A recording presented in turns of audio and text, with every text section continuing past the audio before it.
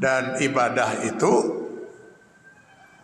ada dua syarat utamanya untuk dia diterima sebagai ibadah oleh Allah Subhanahu wa taala. Syarat pertamanya niat.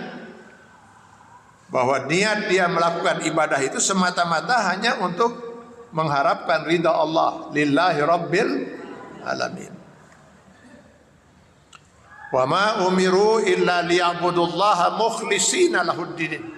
Manusia tidak diperintahkan kata Allah kecuali beribadah ikhlas semata-mata karena Allah. Ikhlas itu murni, Pak. Ya, ikhlas itu murni. Ini Al-Bayyinah ayat 5 ya. Murni itu ketika sesuatu tidak bercampur dengan barang lain. Ini sekarang saya punya segelas air susu. Ini bukan air susu, anggaplah ini air susu lah gitu. Saya sudah berapa tahun ya di kuliah duha nih. Ada sekian puluh tahun lah di Istiqomah ini ya. Nggak ada perubahan, itu heran tiba-tiba. Bukan rada kumaha warnana kieu tiba-tiba. Ya sudahlah, alhamdulillah. Ini ikhlas, artinya ini air ikhlas, Pak. Murni cai.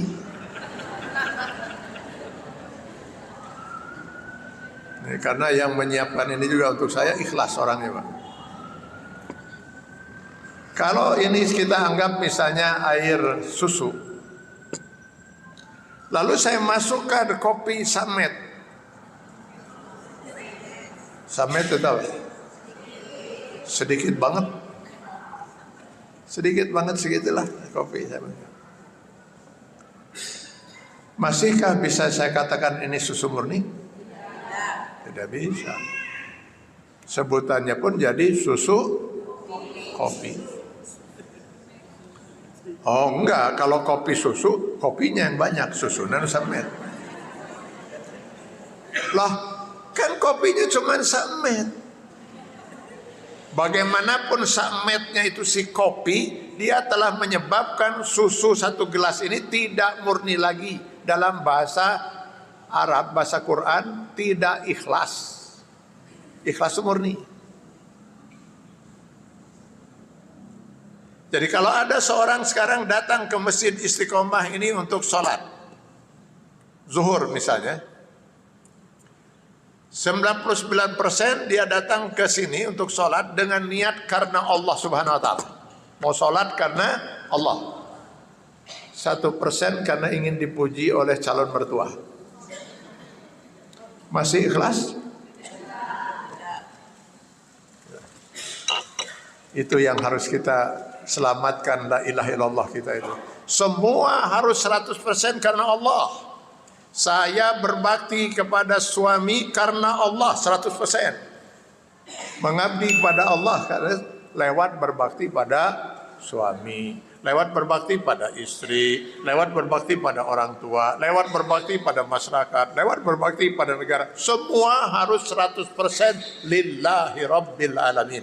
Itu syarat pertama.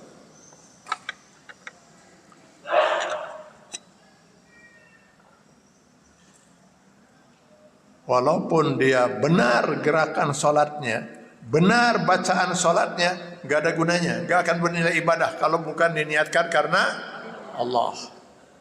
Bahkan diancam fawailul lil musallin allazina hum an salatihim sahun allazina hum yuraun. Yuraun itu riya, ingin dipuji orang, bukan karena Allah. Jadi syarat pertama untuk sebuah ibadah itu diterima harus niatnya semata-mata karena Allah. Syarat yang kedua, yang dilakukan oleh seorang orang itu harus sesuai dengan aturan dan hukum Allah. Itu syaratnya. Jadi walaupun niatnya karena Allah tapi tidak sesuai dengan aturan dan hukum Allah, tidak sesuai dengan Quran dan hadis, tidak jadi ibadah. Sekarang ada orang sholat, saking dia tuh ingin dapat pahala dari Allah lah. Orang lain sholat subuh 2 rakaat, dia 5 rakaat. Orang lain maghrib cuma 3 rakaat, dia 7.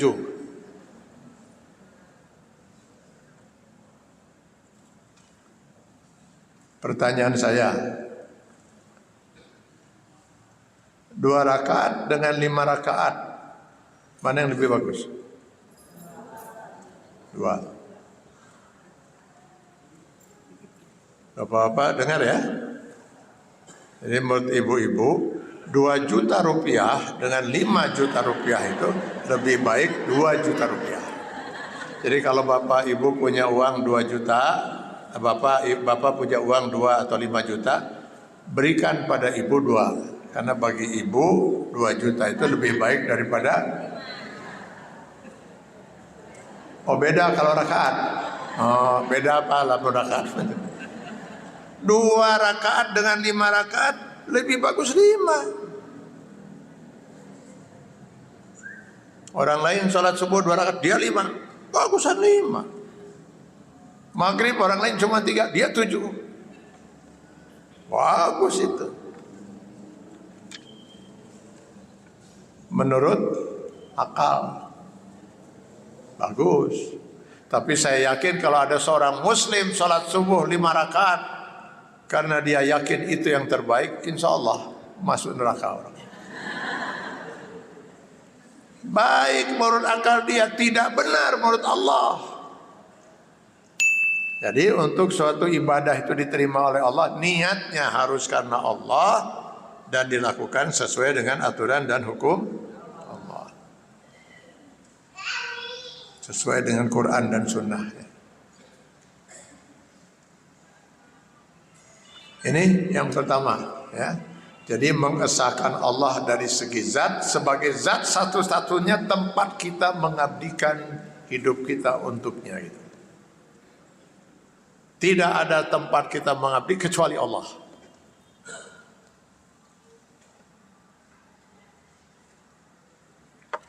Jadi kalau saya misalnya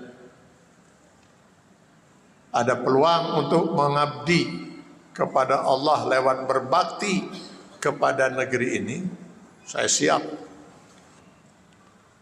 Saya siap itu mengorbankan nyawa saya sekalipun. Insya Allah saya syahid. Jika benar-benar ini dalam rangka mengabdi kepada Allah dan yang saya lakukan dan kita lakukan sesuai dengan aturan dan hukum Allah. Kalau tidak, wah, rugi Pak. Itu bukan mati syahid, mati konyol.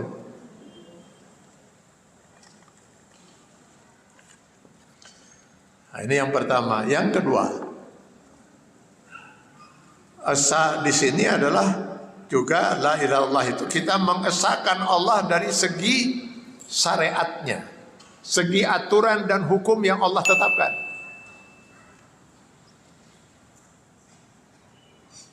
Sehingga la ilaha illallah itu tidak ada hukum aturan hidup yang patut dijalankan kecuali aturan dan hukum yang telah ditetapkan oleh Allah. Itu baru benar-benar la ilaha illallah.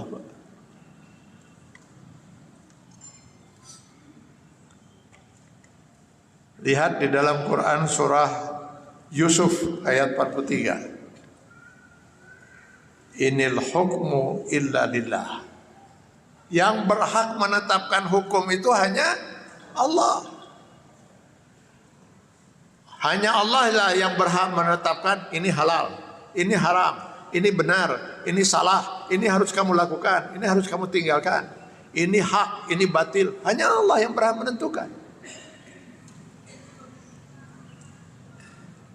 Loh, yang menciptakan kita Allah, Pak. Yang maha tahu bagaimana kita harus menjalani hidup ini siapa? Ya Allah.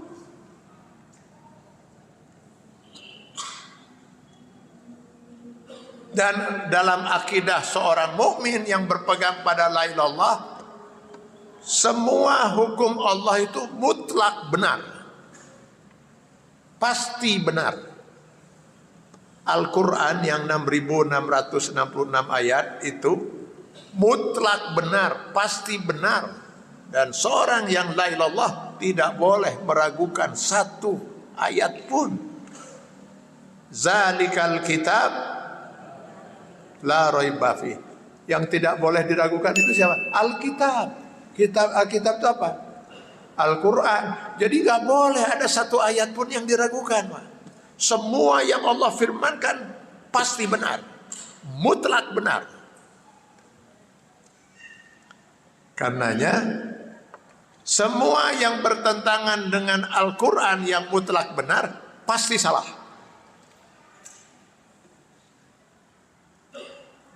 Jadi kalau ada hukum yang bertentangan dengan hukum Allah pasti salah, pasti tidak benar.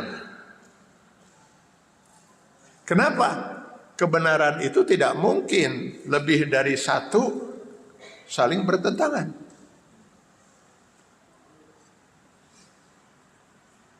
Sekarang kita ambil contoh. Seorang mengatakan pada saya bahwa Pak Zaid atau Pak Soleh, tadinya saya ingin cari nama yang kira-kira nggak ada di sini gitu ya. Pak Soleh ada? Nggak ada ya, sudah Pak Soleh saja. Ada seorang mengatakan pada saya, Pak Soleh itu sampai sekarang belum menikah. Disebut Pak Soleh, panggil Pak Soleh karena ya usianya lah. Sebenarnya dia belum nikah. Yang seorang lagi mengatakan, keliru kamu ini. Saya tahu persis Pak Soleh itu udah menikah. Hanya belum punya anak. Yang satu lagi kemudian mengatakan, Pak Soleh itu sudah menikah dan punya anak 2.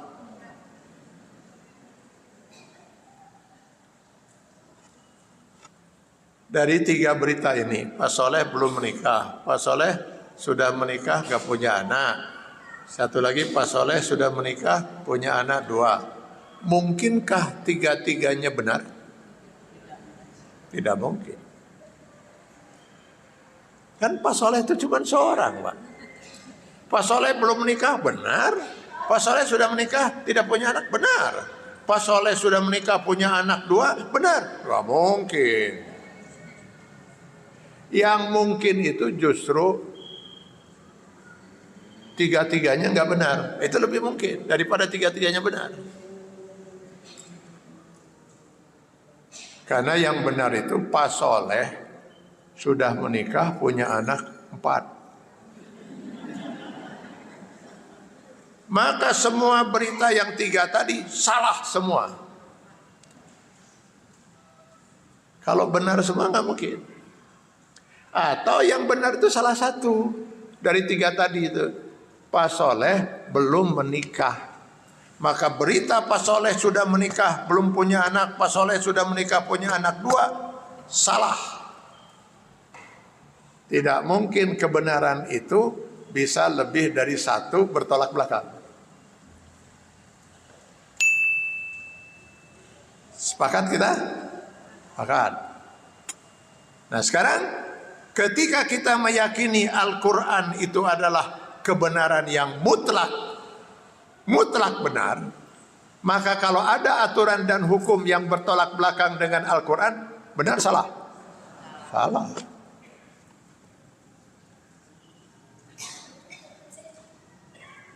Ngawur itu kalau ada yang mengatakan, ya itu benar, ini benar. Oh dia sudah bertentangan. Ya.